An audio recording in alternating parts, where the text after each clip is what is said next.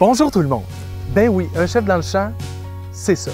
On cuisine dans le champ. Cette semaine, on est à la ferme des possibles. On rencontre une fille extraordinaire, Isabelle Mercier, directrice du pôle alimentaire d'économie circulaire.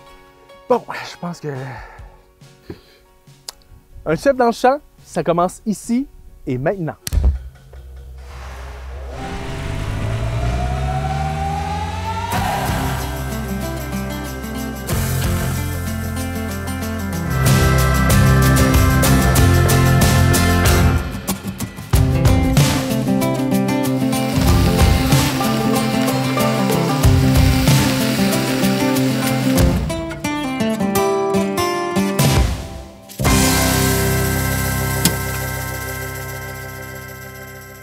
Donc, bienvenue à Un chef dans le champ. Je suis heureux d'accueillir Isabelle Mercier, directrice du pôle alimentaire d'économie circulaire. Merci d'être là aujourd'hui. Merci de l'invitation, ça fait plaisir. Ah, il fait soleil, il fait beau, ouais, c'est merveilleux. Tu vas voir, on va cuisiner tantôt dans le champ, ça va être le fun. Oui, j'ai bien hâte. Ouais. Et écoute, j'aimerais que tu me parles un petit peu, qu'est-ce que ça mange en hiver ou en été, là, un pôle alimentaire? En fait, le pôle alimentaire, c'est un organisme sans but lucratif qu'on a fondé il y a environ 6 mois. Puis qui est issu là, de plusieurs mois et même années de travail de discussion. Oui, de discussion avec la Corporation de développement économique, la MRC, le Art à récolte, le CISA, le Centre de recherche, pour essayer de mettre en place un pôle qui sert à valoriser les aliments de la région, éviter le gaspillage alimentaire, puis intégrer des gens en situation de handicap ou en difficulté quelconque. Dans ce système-là. Là. Ouais. Donc, on brasse des ressources ensemble. Là. C'est exactement, on mutualise toutes sortes de ressources ensemble. Parce que la première chose qu'on a fait avec le pôle, c'est qu'on a fusionné avec Art à récolte. Qu'est-ce qu'Art à récolte? Art à récolte, c'est un organisme de la région qui existe depuis 4 ans environ. Elle va dans les champs, elle fait du glanage. Elle a une banque de bénévoles qui s'en vont chez un producteur comme la Ferme des Possibles ici. Et ils s'en vont cueillir les surplus dans les champs. Et ils redistribuent le tiers aux producteurs, le tiers aux bénévoles, puis le tiers à un organisme de sécurité alimentaire. OK. Fait que de tout ça, il y a des milliers de kilos de nourriture qui est redonnée à chaque année à la sécurité alimentaire et les organismes qui collaborent avec. Ouais. OK. Là, puis je pense que... Est-ce qu'on peut parler de tonnage depuis 4 ans, quand même? Oui, en fait, à chaque année, c'est autour de 30 000 kilos qui est récupéré. Fait que depuis 4 ans. Super intéressant. Donc, ces aliments-là, Art à récolte est là au niveau du pôle. Donc, vous utilisez ces ingrédients-là. Vous faites quoi? Les ressources que vous mettez ensemble pour... En fait, ce qui est bien important, nous, c'est de ne pas venir voler la nourriture qui était donnée aux banques alimentaires. OK.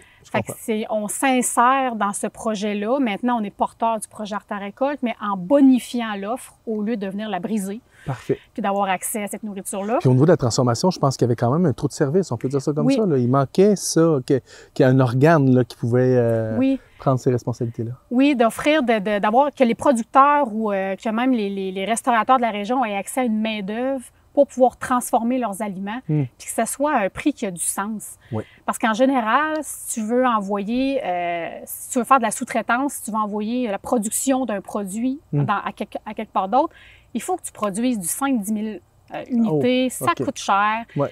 Mais là, nous, ce qu'on offre, c'est un service de sous-traitance de petit volume. De proximité. De proximité, en urgence, en utilisant les ressources de la région.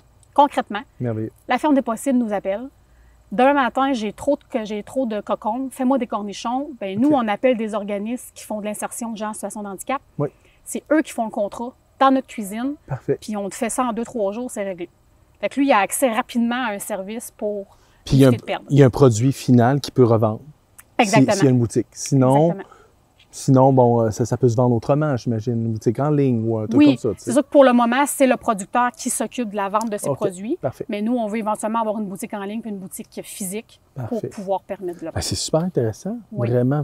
Puis ton parcours, toi, là-dedans, comment tu t'es insérée là, à être la directrice de ce pôle-là? Bien, j'avais parti une entreprise à la base qui avait les mêmes valeurs, même vision d'économie circulaire, d'économie sociale, d'intégrer des jeunes en difficulté, de bonifier ce qui se fait déjà sur le territoire. Puis c'était très difficile, entreprise privée. C'est toute une autre réalité. Oui, effectivement. Et je me suis ramassée sur le comité pour créer le pôle. Au début, il y a 3 ans. Par ton expérience et tout. Exact. Puis parce qu'il voulait il voulait me sonder en tant qu'entreprise privée aussi. Puis j'ai tellement tripé sur cette idée-là de pôle. Ça m'a allumé bien raide. Puis j'ai suivi ça pendant 3 ans. Puis naturellement, la vie m'a amenée à le fonder puis être directrice. Puis... Donc, dans ton entreprise dissoute et poupe, t'arrives... on est très content que tu sois dans le système alimentaire durable. On a cette volonté-là d'être périn. Puis je pense que la présence du pôle fait une différence, puis il va en faire encore plus dans le futur. Là. Oui, avec tous les projets qu'on a. Merveilleux. Écoute, là, on a plein de poules en arrière de nous autres, mais c'est parce que j'ai envie de te cuisiner une recette assez particulière avec des œufs. OK. Ça te tente-tu? Ça me tente, oui. On va-tu chercher ces œufs-là? On y va. On peut nourrir un petit peu les poules, si tu veux. Tiens. Question qu'ils soient craqués à nous porter des œufs. C'est ça. On va donner des poules. Tiens.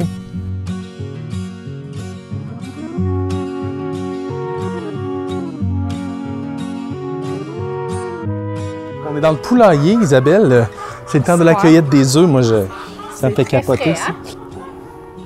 Tu viens voir tes cocos? Mais oui! Il va me piquer. Fait qu'on va aller cuisiner ça. 3, t'es capable de manger 3 œufs? Oui, je suis capable en masse. Bon, on y va. On le fait. Let's go, on le fait. Bon, on est rendu à l'étape, on papote. Oui! On papote. C'est ce que tu fais, Isabelle, je pense, bien souvent au pôle alimentaire d'économie circulaire. Oui, effectivement, pas mal. Il y a un nom un peu plus croustillant qui va porter le pôle et qui sera...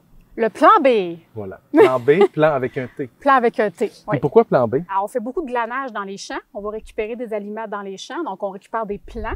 Donc, s'il y avait un petit clin d'œil à ce côté-là. Effectivement, c'est vrai. Il y a beaucoup de nourriture qu'on redonne aussi aux banques alimentaires. Puis, on est aussi un plan B, comme on connaît le mot plan B, pour des producteurs, pour des restaurateurs, pour valoriser leurs aliments, leurs invendus, leurs surplus. On est la solution qui vient après, parce qu'on ne veut pas gaspiller. Exact. C'est ça. Parce qu'il manque de main-d'œuvre ou parce qu'il manque de temps ou manque de ressources, bien, ils vont nous appeler en plan B pour venir valoriser ces aliments-là. Un beau plan B. Quand même. Moi, je suis bien d'accord. Ouais. Bien d'accord. Fait que là, je cherche un beau piment pour faire ma recette. Ah, écoute, je pense qu'on a juste là. Check. Oh, polaire. Ici, c'est toi. Écoute, c'est parfait, ça. Merveilleux. Beau. J'avais pensé faire une recette d'œufs d'inspiration turque, mais j'y ai mis un petit peu de saucisson. On va se faire un beurre au piment. OK? Première chose. Okay. Un petit peu relevé. Okay. Ensuite, on va se faire chauffer du yogourt, mais un yogourt là, de 10% de matière grasse. Là, ah, d'accord. parce qu'on veut un yogourt qui se tient un peu chaud. Okay. Tiède, mettons. Okay. Après ça, on se fait des... Imaginez, là. Après ça, on se fait des œufs pochés. Okay. Ensuite, on va avoir une préparation poivron, oignon, ail, sauté. Une genre de peperonata. Ça va être bon. Mais vous allez voir. Puis ça se mange bien sûr avec du pain grillé. Parce qu'il faut toujours un petit croustillant. Est-ce que tu embarques dans l'aventure avec moi? Totalement, oui. Je suis prête, go! Ça marche? Oui. Go! Première chose, c'est les œufs. Une première étape que je dois faire, c'est du vinaigre. OK? Le vinaigre, je le mets dans les œufs pour la simple et unique raison que ça va faire figer le blanc un peu plus. OK? Puis, ils vont se tenir davantage à la cuisson. Parce que les œufs pochés, on les poche dans l'eau, mais dans une eau qui est également vinaigrée. Donc, on va faire ça juste après. Fait qu'on commence. Ouais. Puis là, ça peut arriver que je pète un jaune. Il faut pas? Ben non, parce que le jaune, c'est l'intérêt premier. Imagine, là, quand tu prends ton bout de pain, OK, et que tu vas le tremper, tu vas briser ton jaune avec le bout de pain. Là, le jaune coule à travers toutes les couleurs. Là, j'ajoute un petit peu de vinaigre par-dessus encore. Et on se dit, ah mon Dieu, ça va goûter le vinaigre de cidre. Ben, le vinaigre de cidre, 1, c'est bon. Puis de 2, ben avec l'eau qu'on va avoir, la quantité, là, ça va être dilué. Okay. On s'inquiète pas trop. Pour ceux qui... Ça fait confiance. Sinon, ben mettez du jus de citron pour vrai. Mais là, on veut être local. En étant local, ben les beaux œufs de la ferme des possibles, juste ici, avec du vinaigre de cidre québécois. Effectivement. Fait que je vais prendre ça. On fait 2 choses en une. C'est-à-dire qu'on a l'eau en dessous, que je vais vinaigrer, puis je vais mettre les œufs dedans. Okay. Ça va cuire 3 minutes. Puis pendant ces 3 minutes-là, on va faire chauffer le yogourt dans le pain-marie. Hein? C'est doublement efficace. On essaie d'être efficace. C'est bon, ça. Okay. J'enlève ça pour l'instant. Je vais te demander un service. Le yogourt. Et tu vas en verser là, une bonne tasse. Okay. Une bonne tasse là-dedans. Et moi, je vais brasser ça ici. Parce que les œufs pochés, là, comment on veut fonctionner, c'est vraiment qu'on fait un tourbillon, on tourne, puis ensuite, tu vas voir la magie, on dépose ça. Boum! OK, wow! OK. Et là, on met ça là pour continuer notre eau et je brasse. Notre pot est déjà un peu chaud. Ouais. L'avantage d'avoir un yogourt là, avec un taux de matière grasse plus élevé, c'est qu'il va garder un peu plus sa texture en réchauffant. Okay. Parle-moi donc des produits que vous faites. Puis comment ça marche le pôle? Comment vous prenez la décision de faire telle tâche ou telle transformation? À la base, le pôle, on veut aider les producteurs à avoir le moins de pertes possible dans leur champ. Okay. La ferme des possibles peut nous appeler, on a des cocons, mais ils doivent être transformés d'ici 2 jours. On vire ça de bord, on s'arrange pour que ça fonctionne. Je comprends. Il y a souvent une urgence parce que ça ne se conserve pas longtemps, les aliments qu'ils nous proposent. Puis on a même eu des bleuets. On a eu plein de bleuets de par artère-récolte, de plein de fermes de la région, puis qu'on a pu congeler dans des sacs pour revendre au CPE. Au centre de la petite enfance. Merveilleux. Exactement. Bravo. Fait qu'il en manque une petite affaire. Pendant ce temps-là, je t'ai invité à couper le poivron. En petits morceaux? Je vais te montrer. Okay. Donc, on les coupe en deux comme ça. Fait que là, on y va juste là, rapido, comme ça. Je fais une mini peperonata, cette grosseur-là. Ça te va? Parfait. Parfait, merveilleux. Je vais préparer l'assiette qui va accueillir les œufs. Parce qu'on doit les éponger un petit peu. Ensuite de ça, je suis partie, moi, là. on va pouvoir se couper un petit peu d'oignon et un peu d'ail. Oh, les oignons. Puis bien sûr, tout vient de la ferme des possibles en passant. L'oignon, l'ail, les poivrons, je viens tout juste d'aller chercher, vous l'avez vu là. Très frais. Très frais. Annette, même chose. L'ail, c'était prêt là, il y a 2 semaines, je pense. Puis l'oignon aussi, bien sûr. Ouais. Fait qu'on est là. Si tu permets, je prends un couteau un peu plus petit, celui-là ici. J'y fais des incisions tranquillement ici, comme ça. Et là, je vais comme ça. Puis après ça, des incisions comme ça. Là, ça fait plein de petits dés. Puis après ça, je vais très émincer pour faire les petits dés. Puis on a une bonne gousse d'ail, fait que tu vas voir que ça va être... J'aime l'ail. On va jaser, là, tu vas voir après, là. Avec une bonne haleine. C'est ça. Même l'ail, c'est bon pour la santé, qu'est-ce que tu fais? Même chose que ça. En longueur. Un petit peu plus petit, là, un peu plus émincé. Mais vous voyez un peu la technique, là? Tu sais, j'essaie de vraiment maintenir mes doigts fermés, collés pour éviter de perdre un bout, comme on dit. Vas-y, je t'invite à le couper. On va se prendre cette partie-là pour l'instant. Là, on va faire comme des lardons. OK. C'est ce que je te propose. Quand même pire. Fait que, ouais, cette épaisseur-là, effectivement. Fais attention à ton pouce, bien sûr. C'est des bons lardons. Il s'appelle c'est proche. Puis on va leur couper. Encore? Oui, on va se couper ça en petits cubes. Oui, exactement comme ça. Puis ils vont réduire. Ça va être beau. Parce que dans l'assiette, tu vas voir que j'en mettrai pas tant. Je me lance, chers œufs, et soyez prêts. Non, si j'échappais ça par terre, on arrête le show. Oui, c'est ça. On peut pas. Non. Tiens, je pense que là, on a quelque chose, là.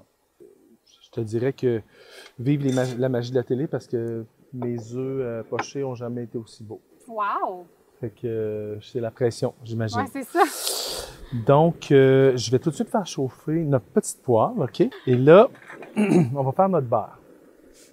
Ce beurre-là, c'est, je te dirais, pas mal ce qui va donner une personnalité. OK. On fait un beurre noisette. Tu sais ce que c'est? Pas tout à fait, non? Un beurre noisette, c'est qu'on va faire chauffer le beurre pour l'amener à avoir une coloration qu'on va dire noisette, mais quand il y a cette coloration-là, c'est avant qu'il brûle, mettons. OK, ouais. Donc, cette coloration-là, c'est qu'on va donner un petit goût de caramel au beurre. Ouais, OK. Puis, on veut surtout pas chauffer trop le piment, parce que sinon, on le détériore. Donc, au moment où on a notre beurre, juste à la fin, on va mettre le piment, on retire du feu et on remet ici. OK. Ça marche? Parfait. On se garoche? On se garoche. Voilà. Donc, voici, là, tu vois, ça s'en vient le beurre. Puis tout ça, là, c'est un peu les matières du lait, là. La broue, on garde ça parce que c'est ce qu'on veut qui prenne la coloration. OK. OK? Tu vois, je le vois déjà. Puis là, on va l'enlever.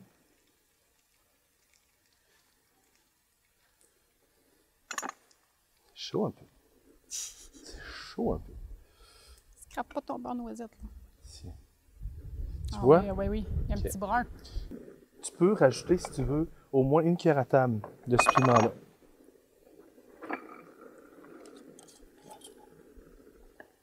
Une cuillère à table. Je vois de même, là. J'ai ici une petite cuillère pour toi. Quand je dis cuillère à table, là, c'est, mettons, ça. Là. OK. Là, tu brasses ça. Là, je fais griller le saucisson. Fait que ça, tu vois, ça sent bien. Je pense que j'irai pas trop, hein, parce qu'on veut pas y enlever trop d'éléments. Okay. Fait que je vais mettre ça de côté, juste ici, à côté des œufs. Donc, voici. Bon. Hein, vous voyez ce que ça donne. Puis là, dernière étape, on y va pour notre peperonata. On va dire ça comme ça. Puis l'ail, tu te souviens? C'est après. C'est après, pour donner notre petit boost. Puis là, tu as vu quand même le beurre, là, la couleur que ça a donné juste en mettant le piment. Un brun rouge. C'est ça. Ouais. Tu sais, on est ce qui est sur le dessus, c'est encore un peu des matières du lait, mais pour vrai, des fois même en cuisine, on va tenter de faire une mousse pour pouvoir la mettre sur un plat. Ouais, ouais. Les faumes qu'on appelle. OK. Bon, c'est beaucoup plus volumineux, les faumes, mais au moins, on a une belle petite broue qui va aussi donner là, un bel aspect. Là. Ben oui. On a notre peperonata. Parfait.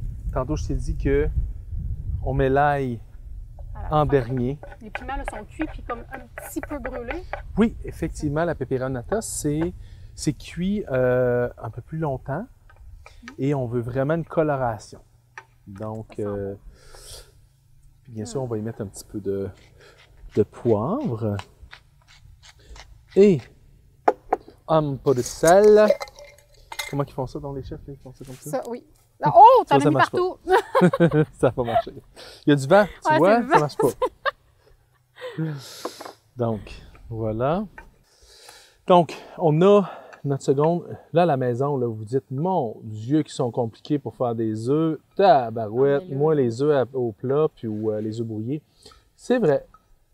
C'est plus compliqué. Je ne vais pas vous le cacher, mais vous le faites une fois, puis vous le faites au moins une fois par mois parce que vous dites, j'ai pas le choix.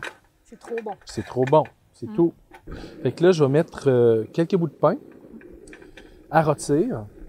Et pendant que ça rôtit, nous, on va faire le montage. Parfait.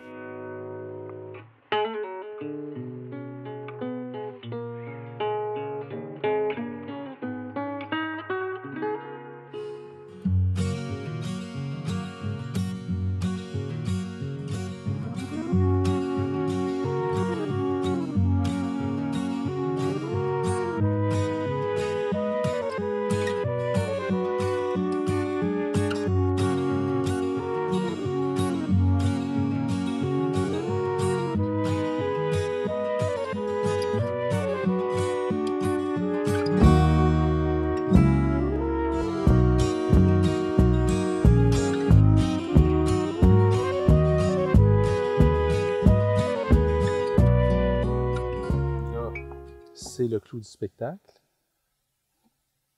On rebrasse un peu, juste pour aller chercher du piment, OK? C'est important. Et là, c'est ce qui fait vraiment la valeur de ce plat-là. Tu vas comprendre. Juste au visuel comme ça. Là, on va pas trop aller. Comme ça.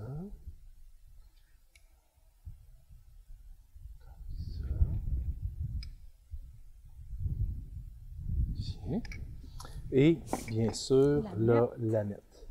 Ça, on n'a pas le choix. Là, tu vois, je la hache même pas. Oui, c'est ça. Juste des petits morceaux. Des petits morceaux comme ça. Mais on le veut, absolument. Puis j'en ai pas un peu, là. Tu vas voir, là. C'est comme... l'aneth fait le plat également, comme le beurre au piment, là. OK. Fait que, tu sais, je dis ça, je dis rien, là. Mais... mettons que c'est ça, on sort ça un dimanche à la famille, ben c'est le fun. C'est un beau dimanche d'été. Tu charmes tout le monde. Hein? C'est ça. Je pense qu'on gagne des points. Hein? C'est clair. Fait que là, est-ce que ça te tente de déguster ça? Clairement?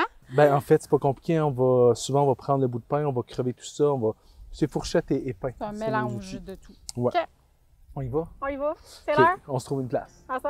C'est vrai. Oui, c'est vrai. OK.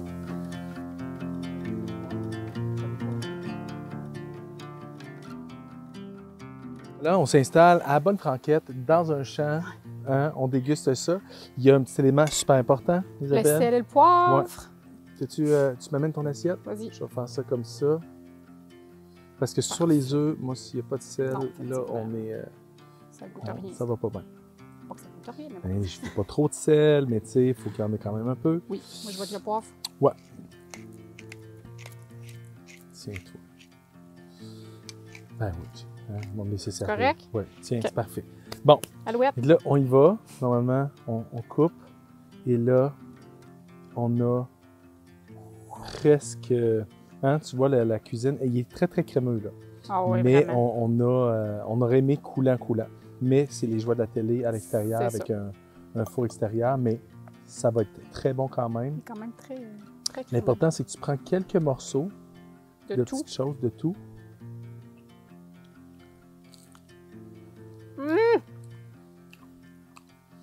Wow! Avec la nette, là, la nette vient, wow. vient réveiller tout, là. C'est la joie dans mon sport. 100% local. Hey, c'est incroyable. 100% local. C'est à dire, là. Donc, Les piments, on les goûte. oui, absolument. Donc, au niveau des recettes, qui crée vos recettes? Comment ça fonctionne? Au pauvre. En fait, nous, il y a deux choix. Le producteur, il peut arriver avec sa propre recette OK. qu'on va faire selon ses critères, puis qui va rester confidentiel, évidemment. OK. Sinon, on peut, à leur demande, en créer des recettes, puis on fait affaire avec ça avec un cuisinier qui est incroyable. Ah, ouais. C'est comment il s'appelle? Je sais pas. Étienne Croteau. Je connais pas.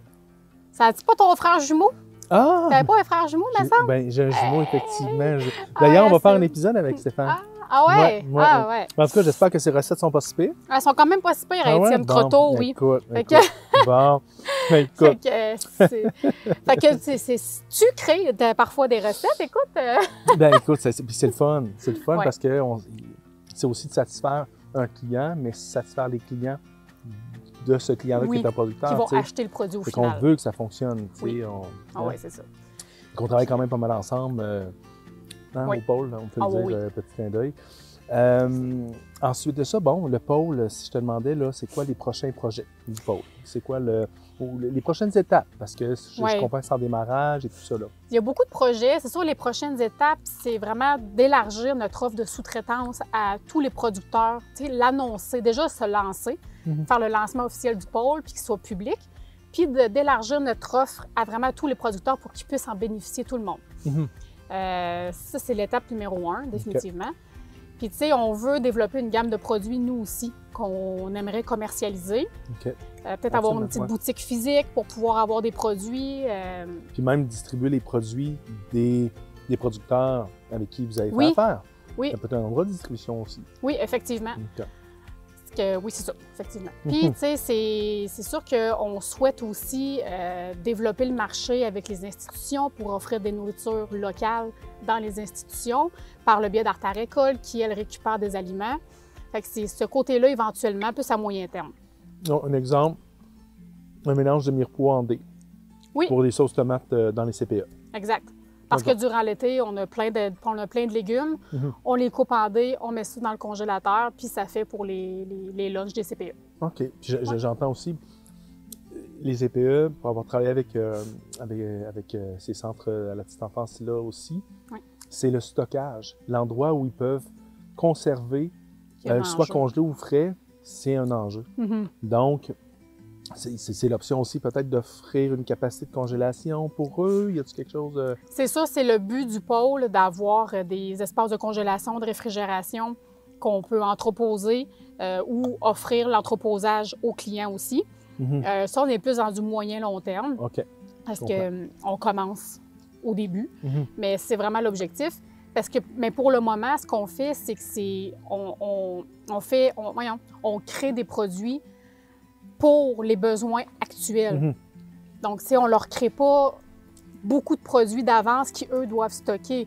On leur fournit 40 kilos de bleuets parce qu'ils savent qu'ils vont l'utiliser rapidement et qu'ils peuvent l'entreposer. C'est de saison, on fonctionne comme ça. C'est ça. Fin de saison, c'est là que je comprends quel est l'enjeu. Bon, mais parfait, il y a beaucoup de légumes de conservation qu'on appelle navets, patates, etc. Oui. Bon, il y a des solutions à trouver pour qu'ils puissent avoir accès à cette nourriture-là. Mais déjà, on développe un peu le concept de glanage, mais dans les restaurants et tout ça. Parce que quand on fait des contrats pour les restaurants et institutions, bien, il y a une partie du revenu qui est conservée pour être redonnée aux banques alimentaires. Puis autant qu'il peut y avoir une partie qui est récupérée en nourriture aussi dans les restaurants. Fait qu'il y a quelque chose à développer là aussi. Là. OK. Donc, écoute, ben, c'est super, vraiment. Bravo. Moi, je pense que vous insérez dans un niveau là, qui avait un trou de service un petit peu, puis il y a un besoin. Merci beaucoup d'avoir été là, Isabelle. Ça fait plaisir. Merci à toi pour ça. C'est incroyable. Écoute, les couleurs aussi, on aime ça. Je te souhaite bonne chance, bonne continuation. Et ben, à la maison, merci beaucoup d'avoir été là. Osez, cuisiner local, c'est possible. Vous le voyez, on peut faire des trucs très créatifs. Et on se revoit pour un prochain épisode de Chef dans le champ. Salut! Bye!